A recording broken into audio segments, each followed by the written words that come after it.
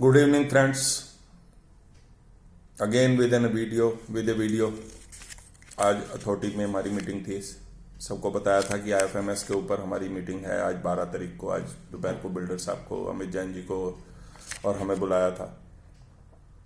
और बीच में एक मीटिंग और आ गई जब मार्ट वालों ने हमारी शिकायत करी कि हम सीआई का पैसा उनके मीटर से क्यों ले रहे हैं। तो उसके ऊपर भी मार्ट वालों के साथ, बिल्डर के साथ और हमारे और मैम के साथ हमारी मीटिंग थी। तो पहले मार्ट की लेके मीटिंग कंक्लूड हुई। यूपी अपार्टमेंट एक्ट, नोएडा के बिल्डिंग बाय लॉस, यूपी के बिल्डिंग बाय लॉस, सभी के हिसाब से आज ये क्लियर हो गया कि ये जो है नाम भले महागुन मार्ट रख दिया हो, बट वो कन्वीनियंट शॉप हैं। वो हमारे कॉमन एरियाज के हमारी फैसिलिटीज हैं। फैसिलिटीज में क्लब भी आता है, फैसिलिटीज में प्राइमरी स्कूल भी आता है, फैसिलिटीज में शॉप्स भी आती हैं। ये हमारी फैसिलिटीज हैं which could have never sold in the very first place. उसके ऊपर मैं अभी बताऊंगा आपको। आज मैम के साथ मैम ने एजीएम ग्रुप हाउसिंग को भी बुलाए हुए थे और एक lady officer from the planning department जो कि प्लान्स वगैरह सैंक्शन करते हैं, वहां से भी बुलाए हुए थे। उन दोनों अधिकारियों के सामने मैम ने और हम सब लोग बैठे हुए थे। बिल्डर साहब की टीम थी, मार्ट वालों की टीम थी और हम लोग थे 2-3। क्लियर हो गया। मैम ने एजीएम साहब से पूछा कि क्या कभी किसी सोसाइटी के हैंडओवर में, नोएडा में या अदरवाइज, क्या दुकानें अलग से किसी को हैंडओवर की गई हैं? उन्होंने बोला नहीं, आज तक कभी ऐसा नहीं हुआ। तो वो क्लियर हो गया, क्योंकि हम कितने टाइम से कह रहे थे संदीप जी और पूरी ये टीम। तो ये क्लियर हो गया। फिर उसके बाद उन्होंने प्लानिंग से पूछा।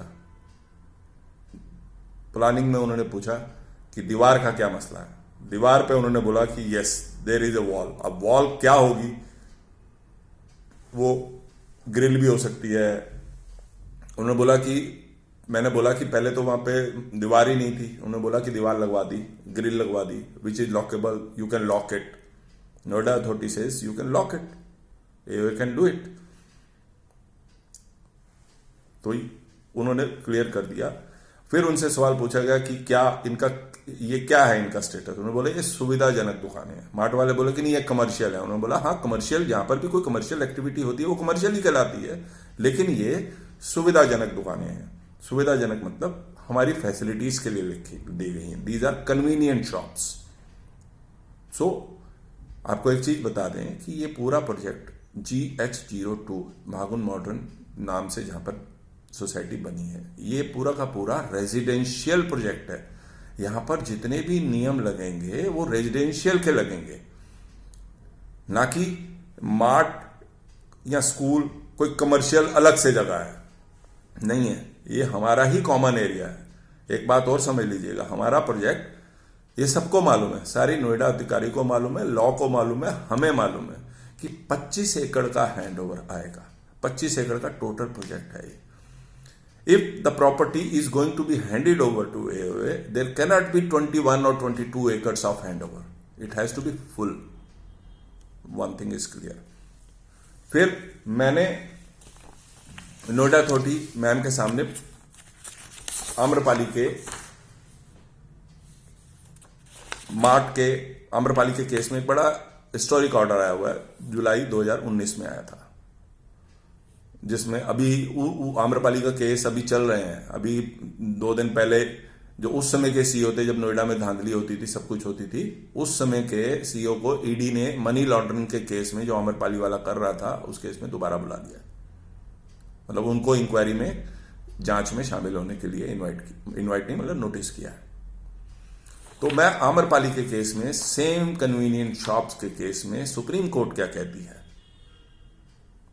जब आप सबको मालूम है कि जब कोई सुप्रीम कोर्ट निर्णय दे देती है तो वो बाइंडिंग फॉर ऑल होता है। उस पर सारी डेलिब्रेशंस हो चुकी होती हैं, ब्रेनस्टॉर्मिंग हो चुकी होती है। तो उसमें क्या लिखा है मैं आपके लिए पढ़ देता हूं। ये हमने आज मैम को बता दिया, उनको पहले से मालूम भी है, सबको मालूम है, नोएडा के सभी बंदों को मालूम, पूरे इंडिया को मालूम है कि आम्रपाली के केस में सुप्रीम कोर्ट ने क्या जजमेंट दिया है, जिस केस में जिसकी वजह से अभी एनबीसीसी आम्रपाली को बना रही है। तो ये हर कन्वीनियंट शॉप के ऊपर, हर प्रोजेक्ट की कन्वीनियंट शॉप के ऊपर यह निर्णय बाइंडिंग है और लागू होगा। क्या लिखा है? It is clear that common areas as provided under section 17 of building code, उसमें क्लियर लिखा हुआ है कि शॉप्स जो हैं वो कन्वीनियंट शॉप्स होती हैं, ये फैसिलिटीज होती हैं, they are part of the common areas.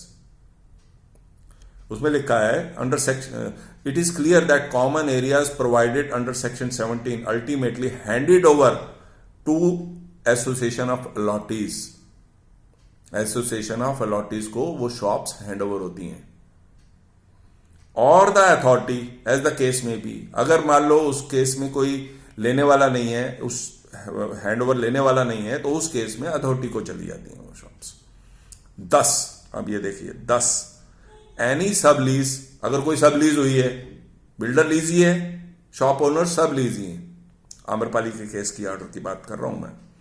Any सब lease alienation affected by the promoter of the common areas as defined in the otherwise reserved under the plan shall be void and inoperative. So all sublease, any sublease जो भी है वो void है और inoperative है, means it cannot be further operate, वो resale नहीं हो सकती दोबारा से दोबारा, उनको वहीं रोक दिया गया है जितनी बार वो रीसेल हो चुकी है। They become inoperative and wide, cancel है वो।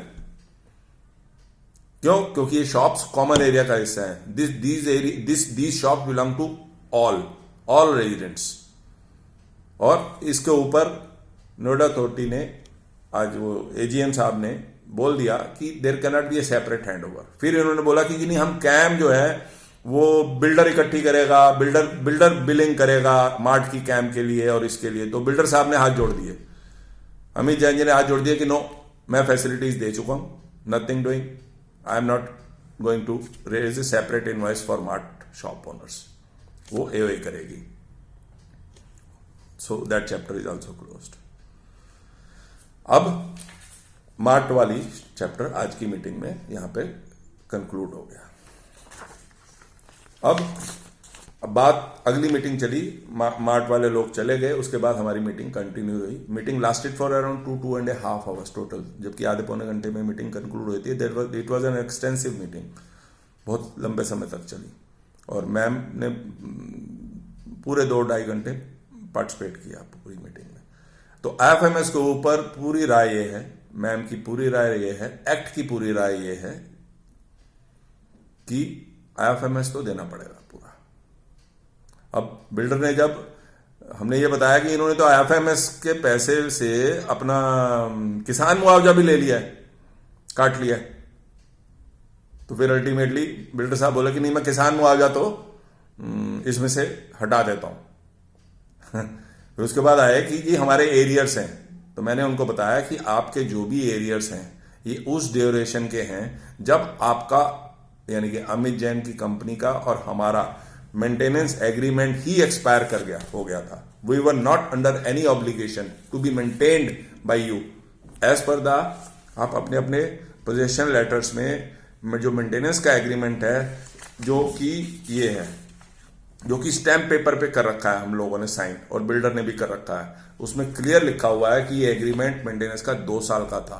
तो उसमें लिखा हुआ है, जबकि ये 1 साइडेड एग्रीमेंट होते हैं सारे, सुप्रीम कोर्ट या कोर्ट्स में इनकी कोई वो नहीं होती, स्टैंडिंग नहीं होती, फिर भी इसी में रिलीफ छुपा हुआ था हम सब लोगों के लिए। इसमें लिखा हुआ है कि in case near the expiry of 2 years the consent to extend the facility beyond 2 years, if consent नहीं आती है तो facility management is not forthcoming, then the maintenance shall be handed over through the allottees.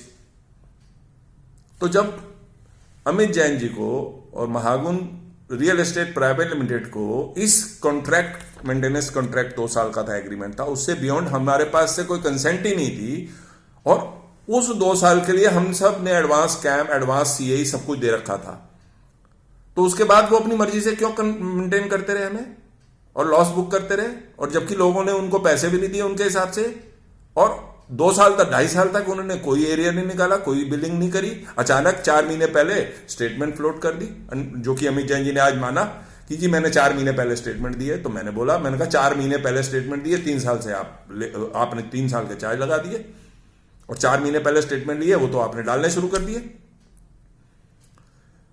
तो और वो बोलते हैं कि आप रिकवर करा के, मैंने कहा मैं कैसे रिकवर करा के दूंगा? अगर आपने कोई इंडिविजुअल रेजिडेंट से कुछ पैसा लेना है, कोई किसान मुआवजा लेना है या कुछ लेना है, तो हम एओए का रोल सिर्फ और सिर्फ आईएफएमएस लेना है यूपी अपार्टमेंट एक्ट के हिसाब से, जो आपने आईएफएमएस और सिंकिंग फंड ले रखा है, जो कि 15 करोड़ 38 लाख रुपए है, और उसका इंटरेस्ट वो हमें मिलना ही मिलना है। हमने तो यहां तक बोला आज मैम को कि मैम 4 जनरेटर नहीं दिए अभी तक इन्होंने, सोसाइटी कैसे चलेगी? यहां तक बोला मैंने कि 180 करोड़ रुपए के गैप दिए मैडम, मैंने लिस्ट दे रखी है आपको। We are going to follow it up with the Noida authority on that also. और जो पिछले 3 साल से जितने भी फ्लैट रीसेल में बिके हैं वो बिल्डर ने एनओसी दी है, जबकि उसके ऊपर एओए का अधिकार था। वो अमाउंट मेरे हिसाब से थोड़ा बहुत इधर उधर हो सकता है, it is approximately 10 crore rupees, it may be plus और माइनस। तो वो पैसा भी हमें मिलना है। तो बिल्डर अमित जैन जी बोले कि वो कैसे मिल सकता है? मैंने कहा क्यों, 3 साल से डीम्ड हैंडओवर है एओए के पास,